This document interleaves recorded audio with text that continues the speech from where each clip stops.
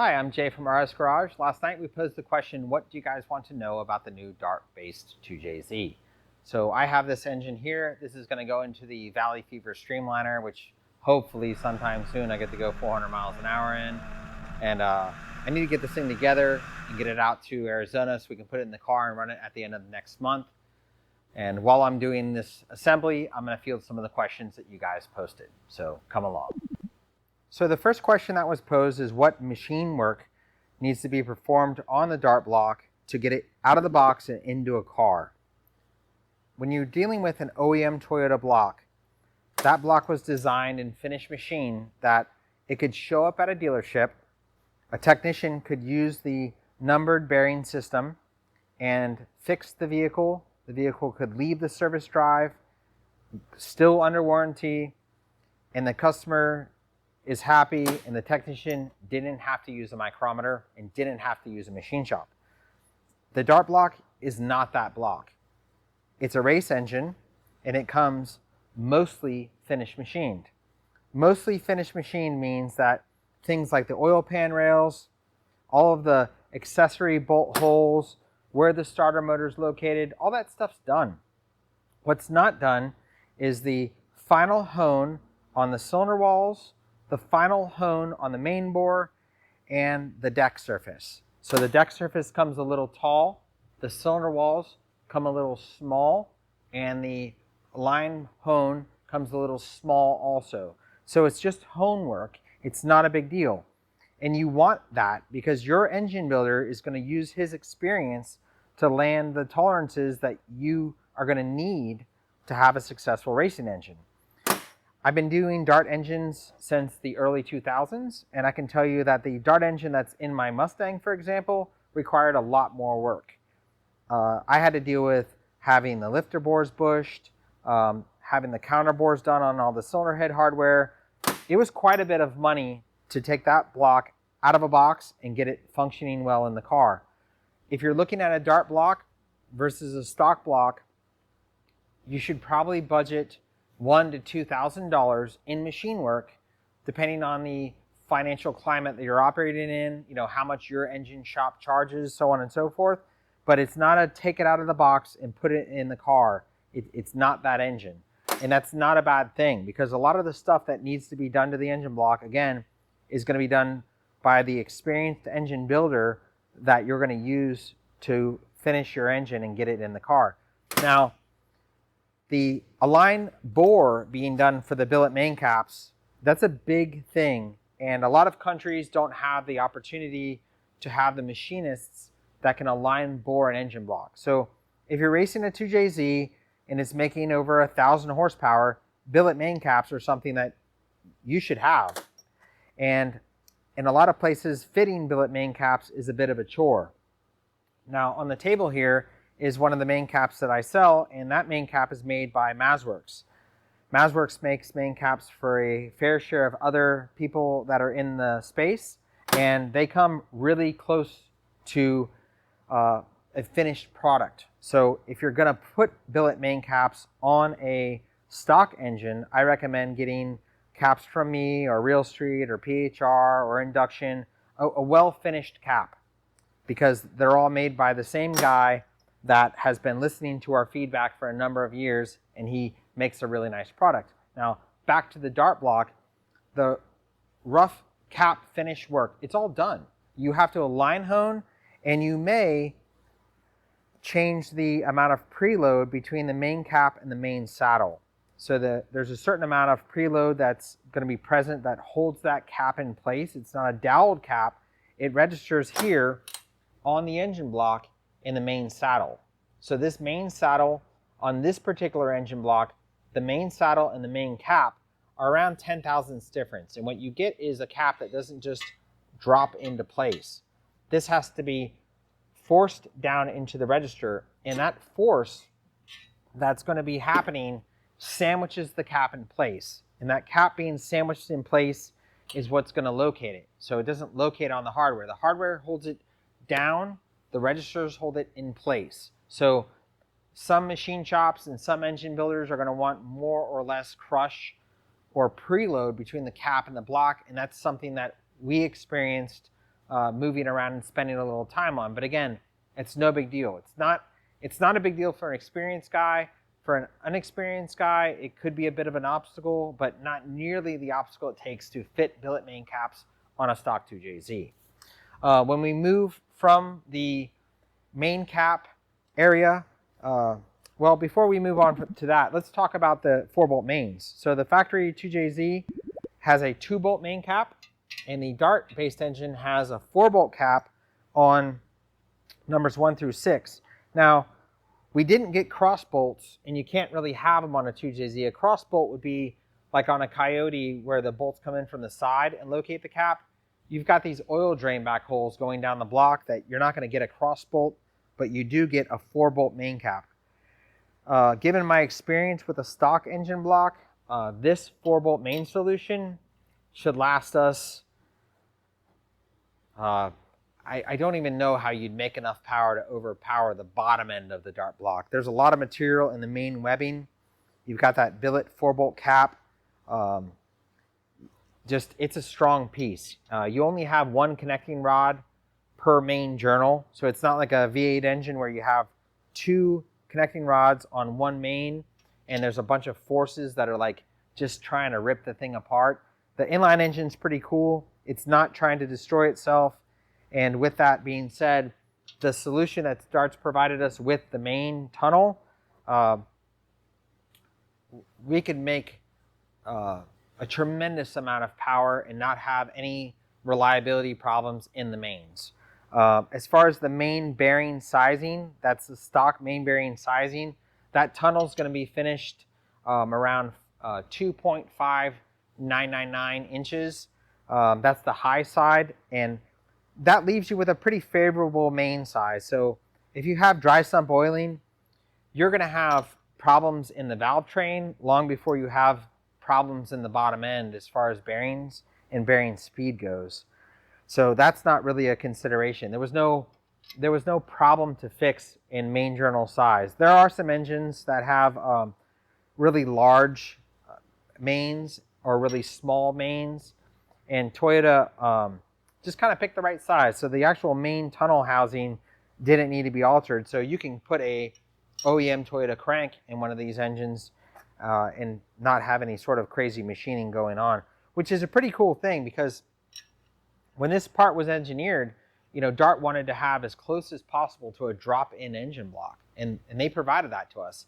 All of the accessory bolt holes, all the accessory bosses, it's all there. So you can take your OEM Toyota block out of your Supra, put this block in there, and everything just goes on the engine. That's a pretty neat feat. The reason why I bring up the main bearing size is someone posed the question, is the oiling system better, worse, or different than the factory Toyota block? And the answer is it's really close to the factory Toyota oiling. There's some small differences in the size of the main galley that travels from the front of the block to the back of the block, and there's some small difference in the size of the galley that goes up from the main tunnel to the actual bearing. But the reservoir that's present on the factory Toyota block is present on this block, so I don't foresee any oiling problems. The biggest problem I think that we have in the community is a lot of people think that they're going to be able to have one of these engines survive at 1,500-1,600 horsepower with the factory oiling system. And when I say factory oiling system, I'm talking about a wet sump versus a dry sump. If you have a modified oil pump, it doesn't fix your problems if you're north of 8,000 RPM. If you read some of the SAE papers on the Gerotor style pump, most Gerotor style pumps check out around 5,500 RPM because the amount of time it takes to fill the oil reservoir of the basically the compression stroke of the pump, you run out of time at high RPM. And also the factory JZ engine doesn't hold a lot of oil. You're talking less than 6 quarts of oil in an engine that can very easily make over 1,000 horsepower, and you quickly beat that oil up. So in a drag racing environment where you're just going from the starting line to the finish line in 1,320 feet, the problem may not come for you. But if you're racing that engine in an endurance setting where the engine's wide open for a long period of time, the oil turns to foam, the bearings get starved, the rod bearings suffer, the rod fails, you got a blown up engine. So, this engine, for all intents and purposes, will easily exceed the safe power capacity of the factory wet sump oil system. So I've been getting some questions like, hey, I want to make 1800 horsepower. Is the dart block right for me? And the first question I respond with is like, what transmission do you have?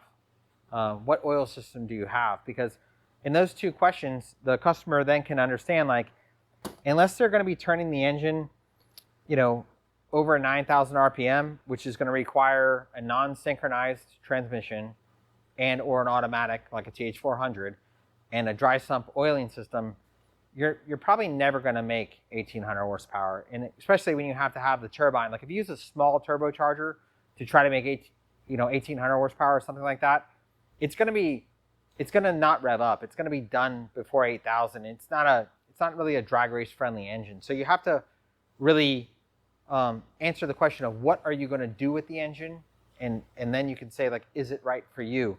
But this engine block in the bottom end will easily exceed the needs that we have for power capacity. It's really a strong piece. Another question that was posed is, does the dart block require the same stroker clearancing that an OEM block would?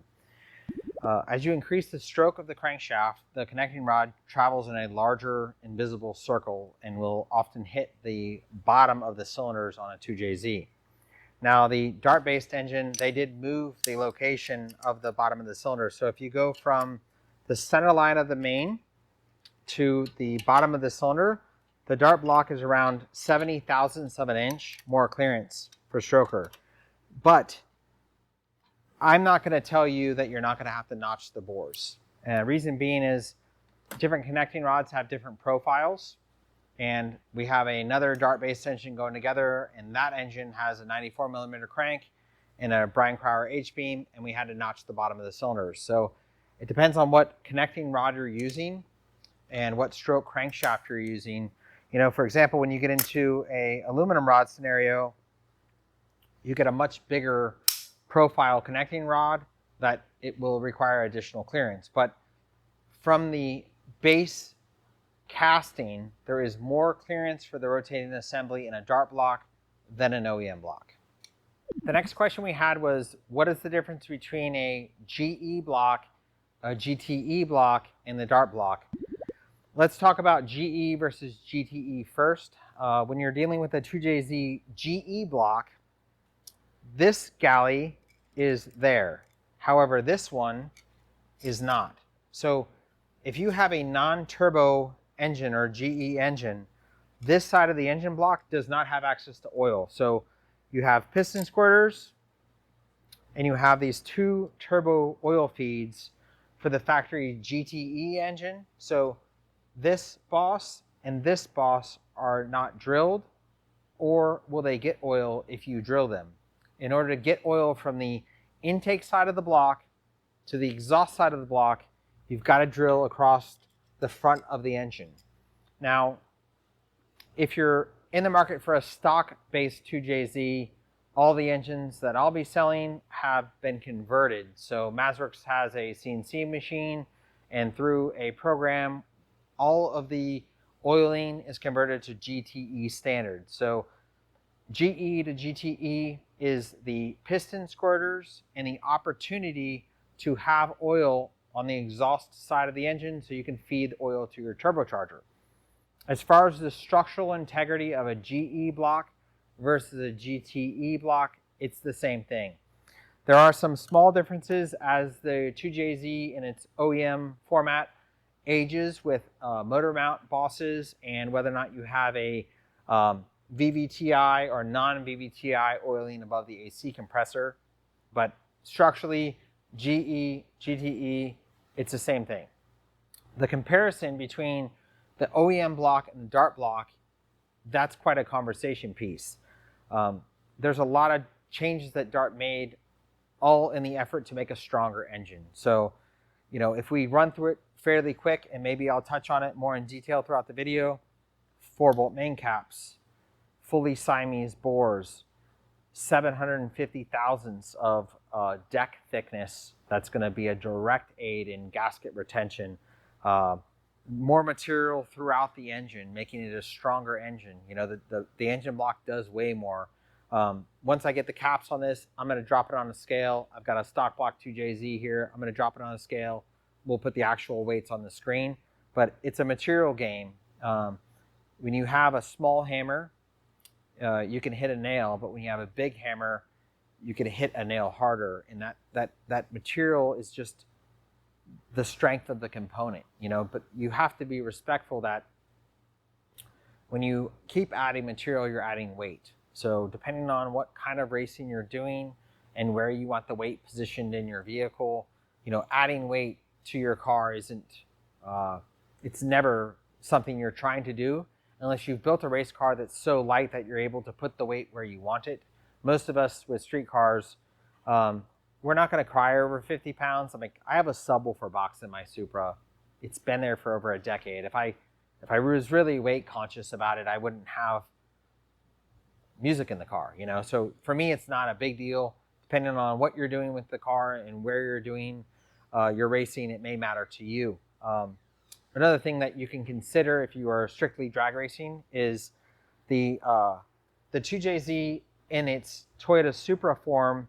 The crankshaft is mounted fairly high in the vehicle, and in that fairly high mounting, you can get into a situation where once the center line of the crankshaft is higher than the differential, you're now in a wheelie condition, which is why the Supra's wheelie so easy.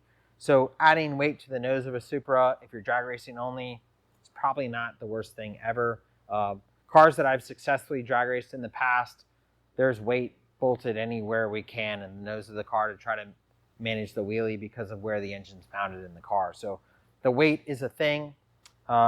Again, once I get the caps on it, we'll get on a scale and see just what that weight is. But all of that weight comes from all this casting material. If you take your hands and you thumb around in these main journals, they're just pillars of cast iron. And that material is going to help keep shape. An engine that keeps shape really well in the mains is an engine that oils well.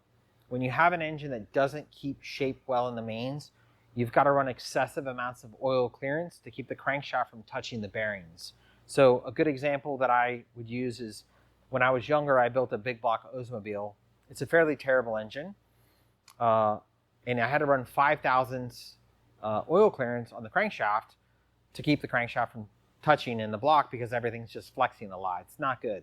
This engine block, with the way that the infrastructure is done from the bottom of the bore to the pan rail, there's a lot of material, a lot of strength, and that's going to directly relate to the life of the engine when it comes to bearing wear, because the better you can keep shape, the better that wedge of oil will keep shape, the better the oil will be delivered to the bearings. So as I go through and I measure the vertical oil clearance on the mains, you often find the necessity of having both a standard size and a HX bearing available, because you get to move the oil clearance around a little bit. Changing the size of the crankshaft is tough. Taking a small amount of material off a crankshaft is impossible to do while still keeping a perfectly round crank that doesn't have egg or taper. And the main tunnel, I generally size them to the high side, and then I can just use an HX bearing to get the clearance I want. So I checked it first with a HX bearing, and I had just a little over 3 thousandths of an inch. So I'm going to tone that down a little bit and move to a H bearing on one side of the crank and an HX on the other side of the crank.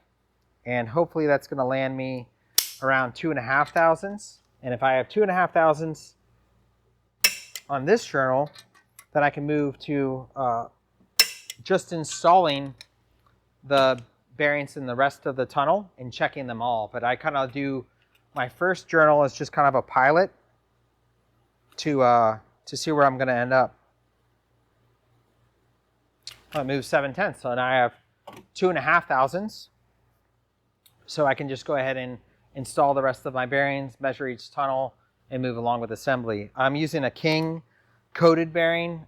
That's a really neat coating. I've talked about it before. It's a really hard bearing, so you'll have some level of increased wear on the crank, over the course of thousands and thousands of miles. But you also have an engine that probably wouldn't live through the stuff that you're going to put it through without the coating. The coating's really an actual advancement in technology, probably in the last decade or so. So one thing I did change from the supplied hardware to ARP on the mains, the supplied hardware has more than one stud. The nut and the stud are kind of having a bad relationship already. And generally when you install hardware, as the nut and the stud familiarize themselves with each other, if the thread is cut correctly, the threads kind of like polish one another, and the nut should get smoother as it familiarizes itself with its mating stud. But this one is real sticky, and there was a handful of them that were sticky. You can take the nut and thread it on, and it wants to stop as it goes on right there, and it just wasn't something I was comfortable with. And one of the cool things about what I'm doing now is I can just use the brands I believe in, and I don't have to really like jump on board with stuff that I'm not excited to use. And I've been using ARP since I was a kid. I'm now spoiled into getting to go out there and learn about fastener technology and stuff. So it's like, they're just going to be one of my brands. So it's like, I don't have to go outside and go through someone else's learning curve or some latest, greatest thing, because I don't have to, I don't have 40 something mouths to feed anymore. It's a small company, and we can just use the brands that we believe in and not have to compromise for money. Like the money no longer has to be the driving thing for me. I can just work and enjoy my time. The question was posed, would I choose a billet block or a dart block? And the answer is, it depends on what you're doing with it. The billet stuff is really cool when you have to make small production runs of a component, or if you're prototyping. In a production environment where you need a high volume of units, castings are impossible to beat. It's why we've been using castings for 100 years. If you go into the billet realm, you can make some really cool stuff in a short period of time, and you can proof a product.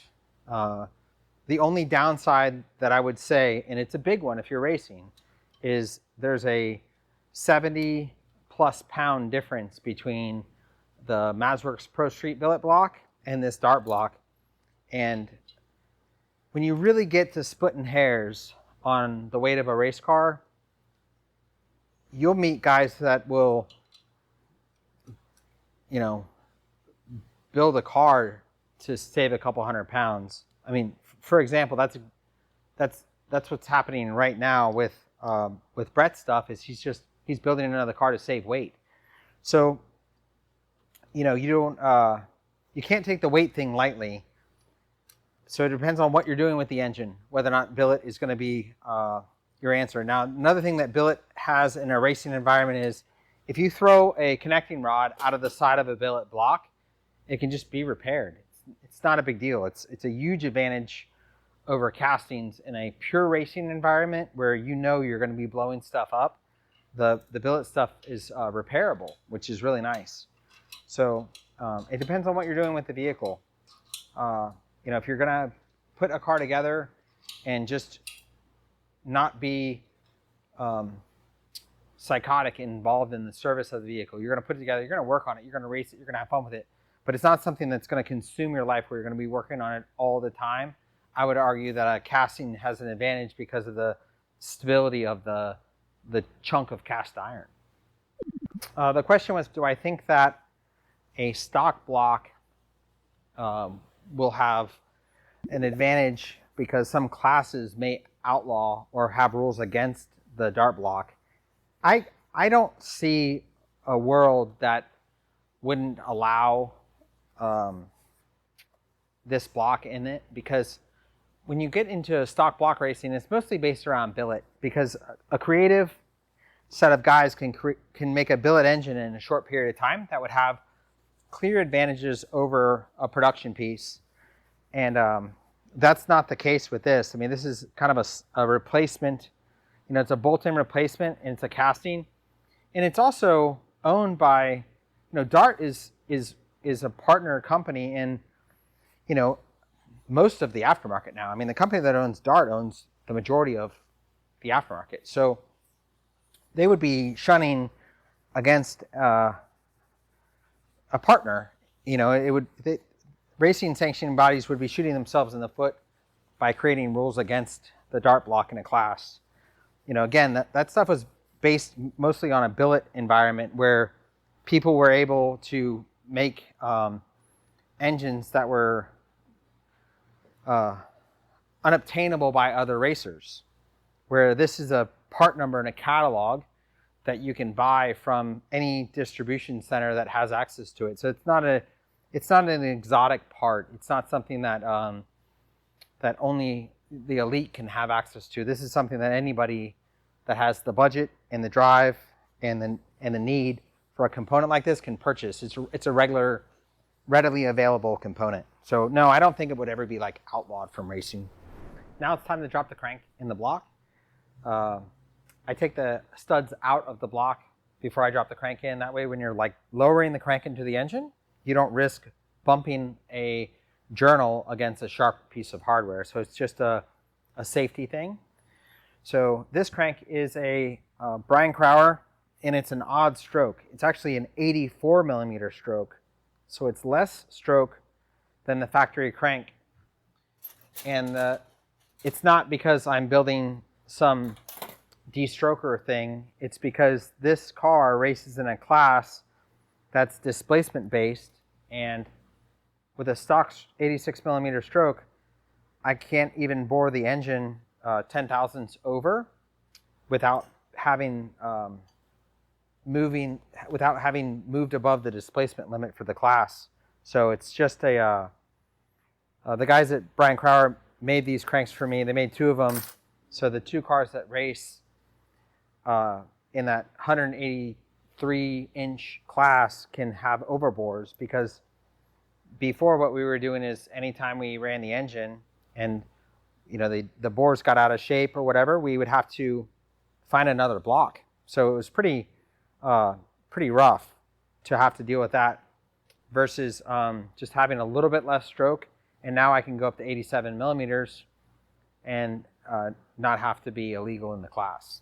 Someone posed the question, does a Dart block make a Stroker 2JZ more reliable?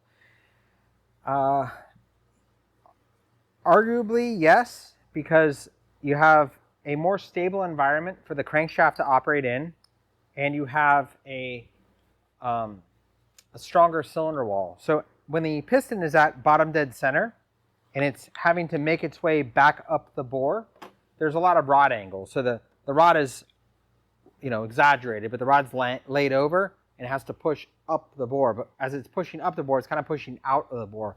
So there's more loading in the cylinder wall with a stroker engine than a stock stroke engine.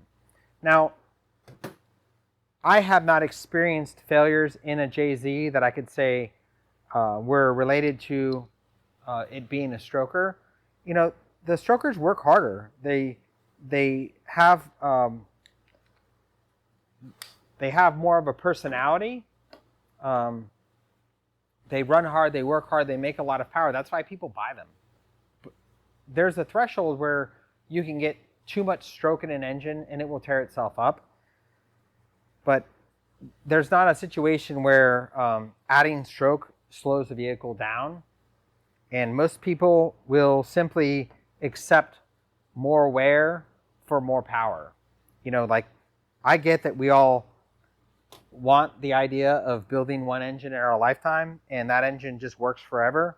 But that's generally not how it works if you're pushing the envelope. So you have to be somewhat acceptable of what you're asking for. Arguably one of the most difficult questions to answer is going to be, when is it a must? And I thought about this question last night, and I can only tell you what I know. And what I know is from experience. And I know that when I was racing a JZ with around 50 pounds of boost and going low sevens with some nitrous on a stock block and probably making around 1,600 horsepower, the engine was pretty reliable. Like, I think that I could race that engine and not have to work on it much at 1,600 horsepower. I was using a copper head gasket, so I had an O-ring in the head and a receiver groove in the block, and I had a pretty good situation going on. When I took that same situation a couple hundred horsepower more, it wasn't as good. I started to struggle with head gasket sealing, and as the engine continued to make more power, the problems got worse, and it got to the point where I could make 5 or 6 runs and it would start to make coolant pressure. And it was too much work looking back at it. So I would say must, if you have good tuning, you may get away with 13, 14, 1,500 horsepower with a stock style block and not have problems if you have the head gasket under control. Because I wouldn't have tried to make that amount of power with a MLS head gasket, because once an MLS head gasket has enough deflection in the components that are supposed to be holding it together, it torches and it makes a huge mess. So if you're going to take a stock block and run it at a very high level, I suggest not doing it with a stock style head gasket, which is what I've done on quite a few cars that are making 14, 1,500 horsepower and up. With a stock block, I just use a complicated, expensive, tricky to machine style head gasket. And one of the things I think the dart block is going to offer us is better gasket retention while still retaining the very easy to use, easy to get MLS gasket. So I think that has a high value to it. So my answer is it's kind of in 2 parts. If you want to make 1,000 or 1,200 horsepower with a stock 2JZ block, I think with good tuning, you'll be fine. And you could have a lot of fun at that level. Do I think that same 1,000 or 1,200 horsepower Super would make more power with a dart block? Yes, because of the cylinder sealing. Do I feel like the bearings would live better because of the more rigid bottom end environment? Yes. But you could get away with a lot. Like that's a lot of this practice that we're in with modifying cars is kind of figuring out what we can get away with. So, if you have good tuning and proper gearing where the engine's not getting loaded down real hard, you'll get away with more than the guy that doesn't have proper tuning and is using a poor fuel. Like fuel is a huge topic. How could we bridge the topic of engine reliability without discussing fuel? And there's a lot of guys that just want to run pump ethanol and make 1,300 horsepower, and I would argue they're doing it wrong. Like, buy a race grade ethanol.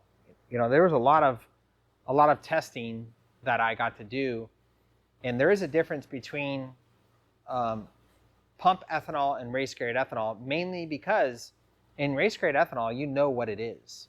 In pump ethanol, you don't know what, if your ethanol sensor says E85, what's the other 15%? Is it 93 octane fuel or is it 60 octane fuel?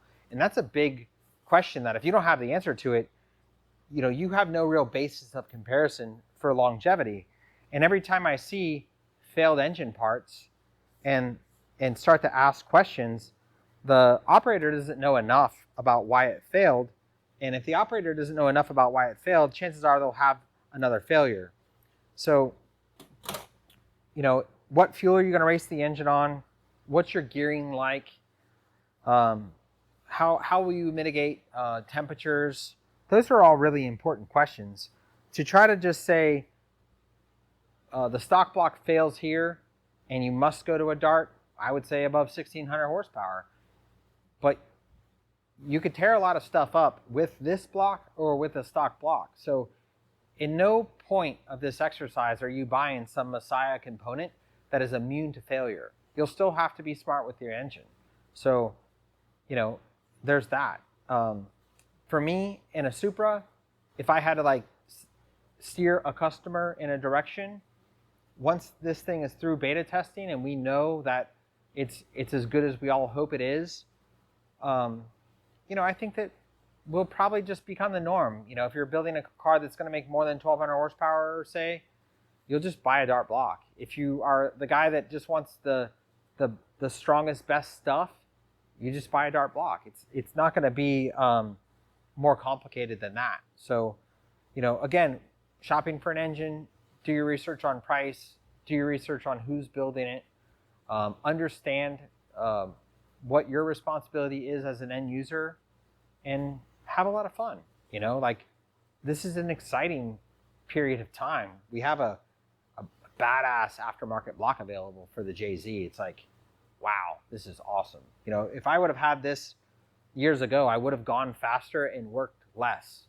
And that provides a value that should eclipse the when is it necessary, because your time is worth money and your time could be spent having fun instead of working on your car. So if you're going to be really putting the screws to a 2J, I don't know that there's a good reason not to have a dart block. So I hope that answers your question of when it's a necessity, because there's definitely some gray area there.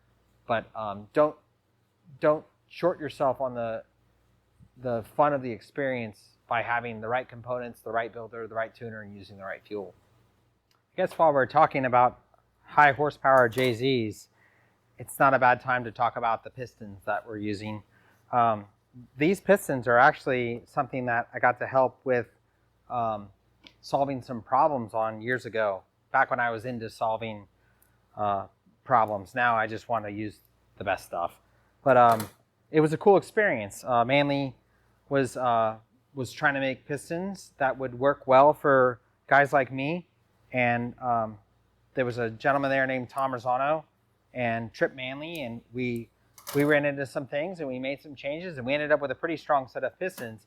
And these pistons are, they're not unlike the pistons I used many years ago to make over 1800 horsepower on an engine dyno, which was a pretty cool experience. And I got to do it with the Scranton brothers, and those dudes were really early 2JZ fast guys. So that was a really cool experience in itself. But Manley has sponsored the pistons for the Streamliner for a couple years now, and it's pretty awesome. Our market is full of a bunch of good brands, and we're really lucky to have access to the good brands and access to good parts. So these are I'm going to take a set of shelf pistons and I'm going to put the boost to them, because when I just ran the car at Bonneville, it wasn't nearly powerful enough to overcome how long the gearing is. The gearing it's going to take to go over 400. Whereas before, with the shorter gearing, the car would accelerate well. With the tall gearing, it's going over 220 miles an hour in second gear. So, I ran it at 30 pounds and it was just slow. So I ran it at 38 pounds and it was better. But I think I'm going to have to stuff 50 pounds of boost in this thing and preferably methanol, because of the fuel volume I'll need for cooling, and try to make it run. And these are, you get a Brian Crower crank, Brian Crower rods, set of King bearings, set of Manley pistons. Like, this is stuff that you'll buy and put in your car. So it's pretty cool to have that level of product testing in an environment that the vehicle's wide open throttle for 60 seconds plus. So pretty cool. This isn't the most exotic part would be the the pins. I bought expensive pins because when you take a regular pin, a regular tool steel pin, and you make a mistake in your tuning and it flexes the pin can bend. And once the pin is bent, it'll destroy the engine. And these pins are hardened to a point that they have some memory to them. So when they flex, they kind of go back to where they were. But you're talking about a Trend T1 pin. It's an expensive pin, especially with the DLC coating. So, you spend as much money on piston pins as you do on pistons. But at that point, if you bend a pin, kind of game over. So piston pins are probably one of the things that we need to start considering as we move forward. For those of you guys that are thinking you're going to take this engine and make 1600 horsepower plus with it, buy a set of pins. If you're making more than, say, 1200 horsepower, buy a set of pins. It's just cheap insurance. It doesn't mean that you can't get away with a standard 250 wall pin, but you're going to make mistakes. The engine's going to experience some level of detonation. The engine's going to experience some level of bad days, and pins are cheap insurance. Another thing that's really a big deal that we haven't touched on is the screw-in freeze plugs. So this block has screw-in freeze plugs.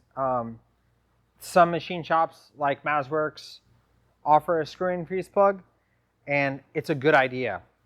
If you make a mistake tuning, you lift the cylinder head, the freeze plug falls out of the engine, and you have a large amount of coolant under the tires, and the chances of crashing are high.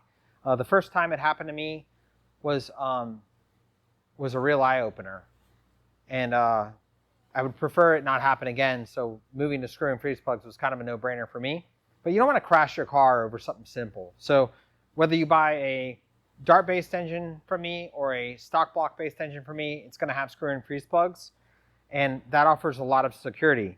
The screw-in freeze plug also offers you the opportunity to bring water into the engine in different places. Right now, the water leaves the water pump, goes through the face of the block, down the block, up into the cylinder head, out across the cylinder head, and out the front of the head.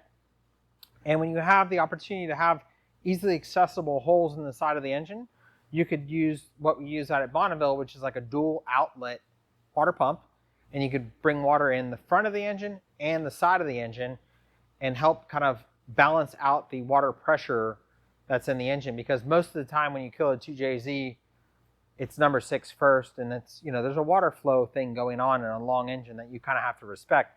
But the screw-in freeze plugs are a pretty large advantage.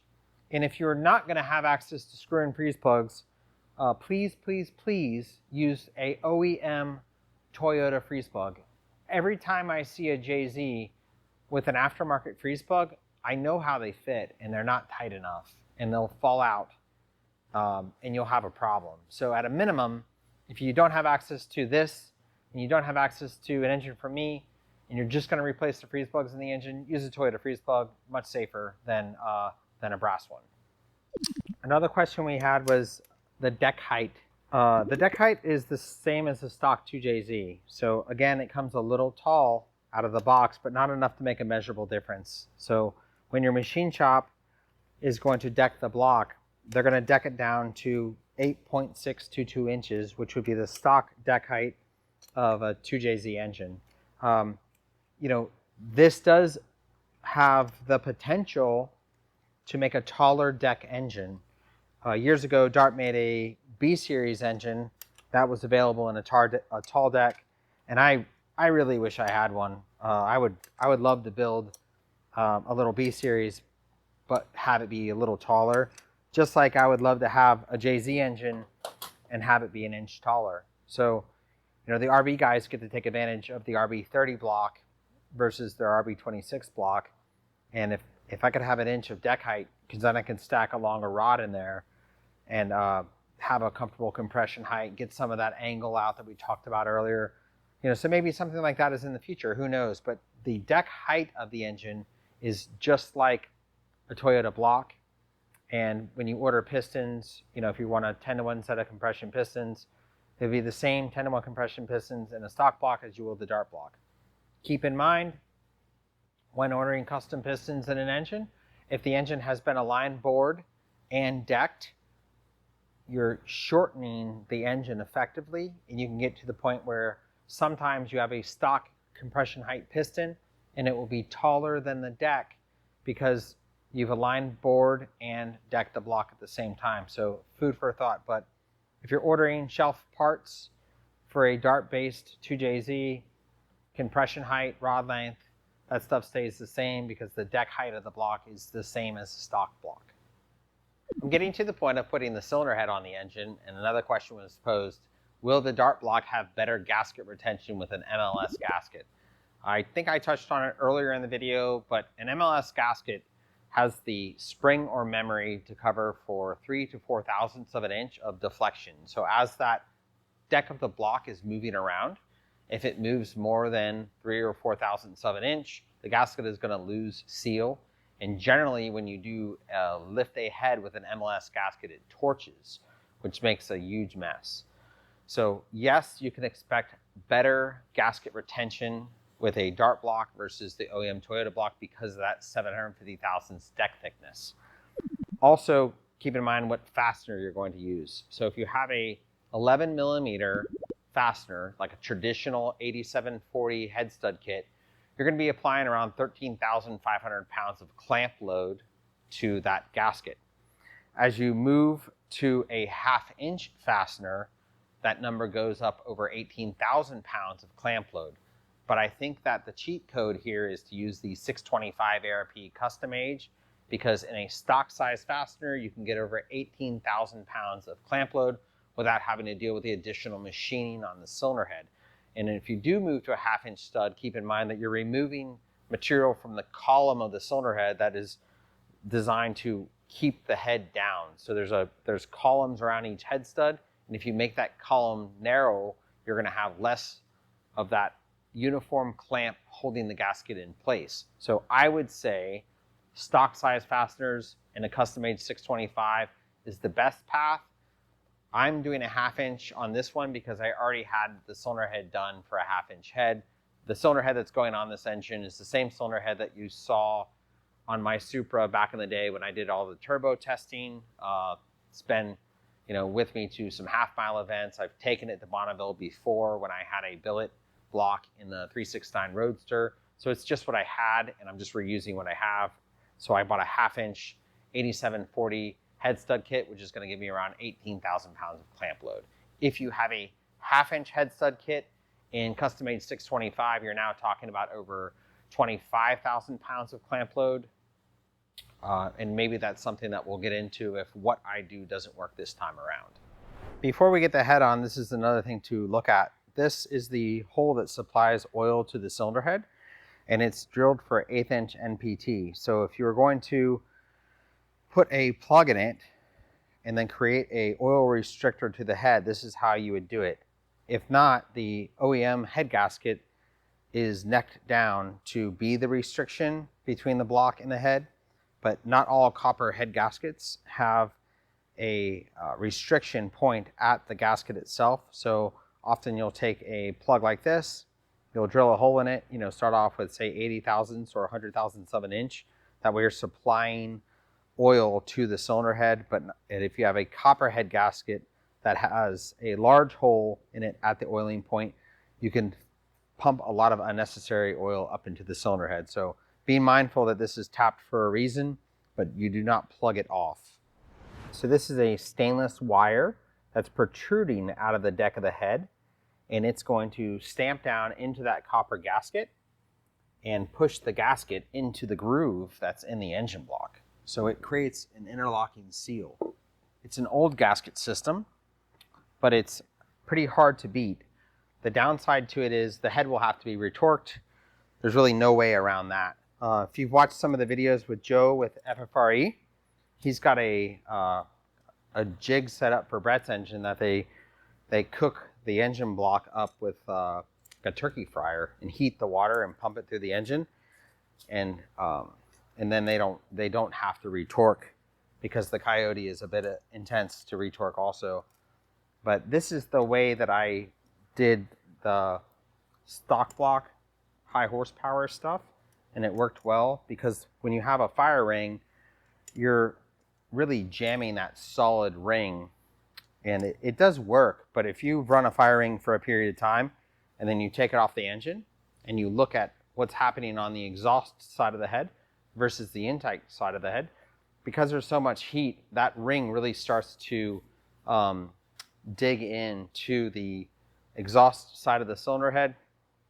So the fact that it's digging in, you don't have a neutral flange seal. You know, you're forcing a solid head and a solid ring and a solid block. You're just cramming all that stuff together. So there's some level of distortion that's going to be present.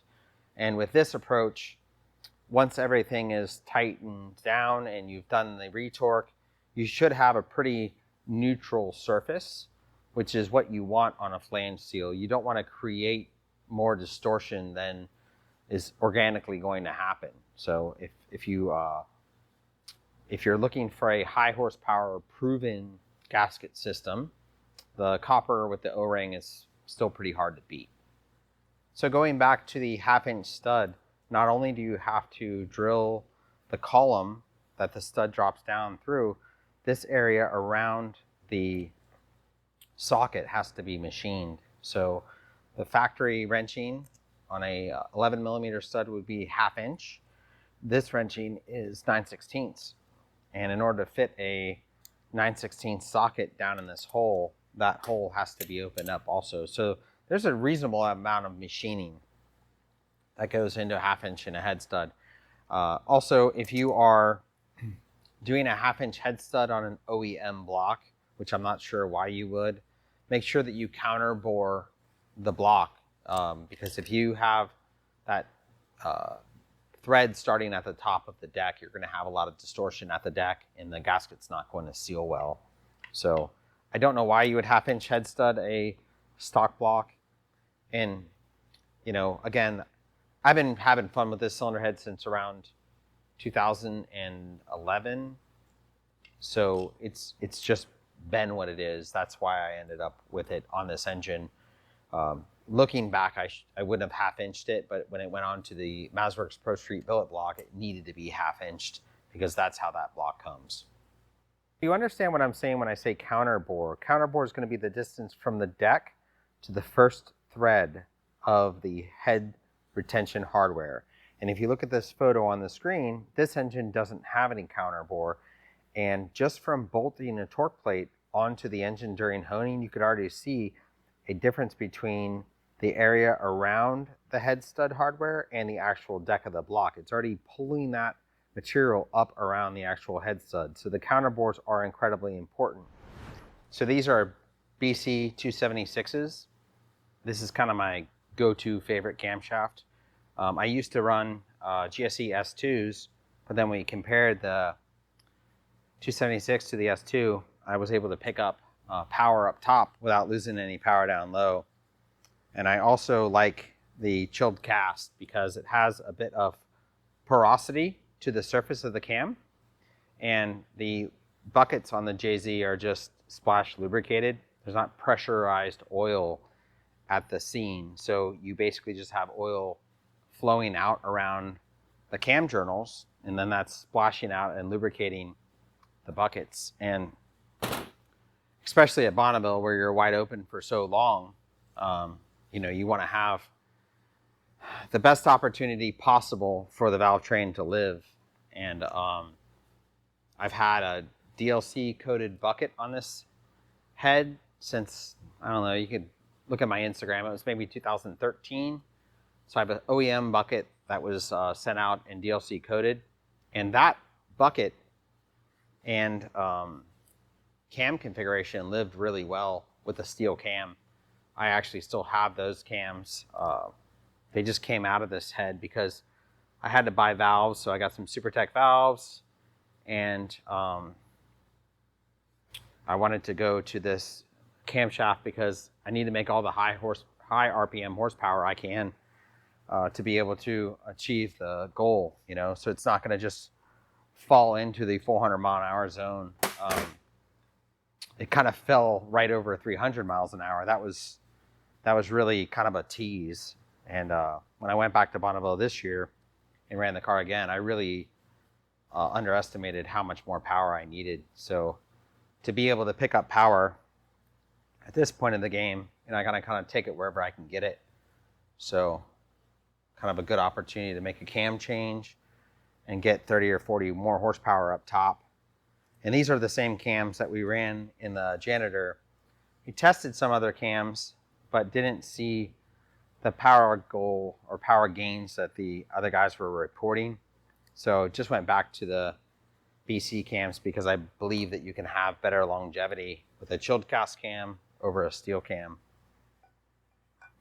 So when you drop the cam in the head, you want to have the pin facing up. You know, you won't be able to hold it exactly in position because of lobe orientation, but at least it'll lay in place with the pin facing up because you don't want to get into valve-to-valve clearance. If you notice, before I put the head on, I put the keyway back where all the pistons were down from the deck a little bit, but it's just good etiquette to start with the cams.